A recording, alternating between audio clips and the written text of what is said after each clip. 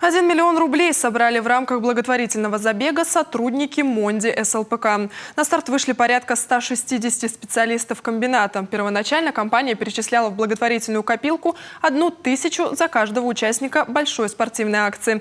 Уже на финише генеральный директор принял решение увеличить сумму. Все собранные средства отправят в онкологическое отделение Республиканской детской клинической больницы. Как прошел добрый спортивный забег, узнала Виктория Палкина. В дружной компании под руководством активных пятнистых кошачьих юные эжвинцы ждут главного старта этого сентября. Здесь же по соседству разминка для взрослых. Бедро левое и 1, 2, 3, 4. А здесь уже общая корпоративная подготовка к старту. 160 сотрудников практически всех подразделений присоединились к первому благотворительному забегу. Так по-спортивному Монди СЛПК решил помочь тем, кто больше всего нуждается. Сотрудники в ходе голосования высказались за поддержку главной детской больницы региона. Мы очень рады, что мы в этом году первый раз у нас получилось организовать такую акцию.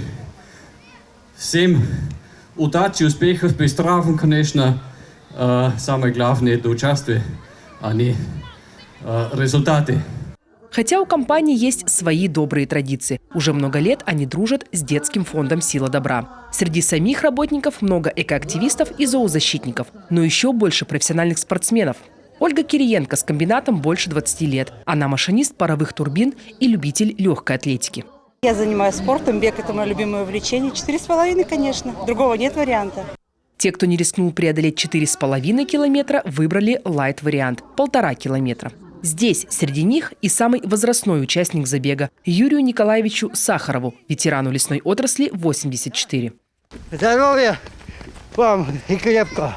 Стартовали дружно, на финише растянулись. Установка – преодолеть дистанцию хоть бегом, хоть пешком. Цель этого благотворительного забега – не рекорды устанавливать, а собрать сотрудников вокруг большой цели – помощи детям. В эту прекрасную субботу привела хорошая погода, хорошее настроение и такой замечательный забег, который устроил наше предприятие. Спорт, хорошее настроение и полезное дело, благотворительность. Это все слилось в единое. На финише хорошим бонусом для всех участников забега стали подарочные сертификаты в собственный санаторий предприятия и в спортивный магазин. Но главное, по словам самих атлетов, конечно, хорошее настроение в профессиональный праздник – День лесника. Виктория Палкина, Иван Богомолов, телеканал Юрган.